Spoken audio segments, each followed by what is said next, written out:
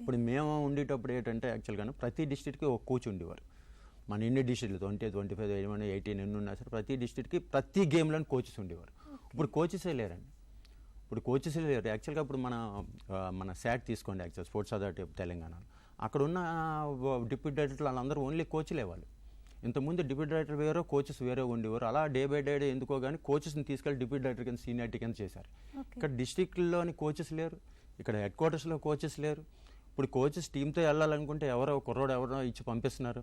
అది ఎందుకు మరి గ్యాప్ వస్తుందో మరి స్పోర్ట్స్ అథారిటీ ఎందుకు మరి దాన్ని కాన్సన్ట్రేట్ చేయట్లేదో కానీ కోచెస్ ఎవరు ఓన్లీ యూనివర్సిటీలో ఇప్పుడు ఎవరైనా ఎన్ఐఎస్ చేసి వచ్చారనుకోండి, మన దగ్గర జాబులు లేవు కదా, ఏదో స్కూల్లోనో లేకపోతే యూనివర్సిటీలోనో వెళ్ళిపోయి అక్కడ ఏదో ఇచ్చుకుంటున్నారు. కానీ ఇంతకుముందు ప్రతి దగ్గర ఉండేవారు.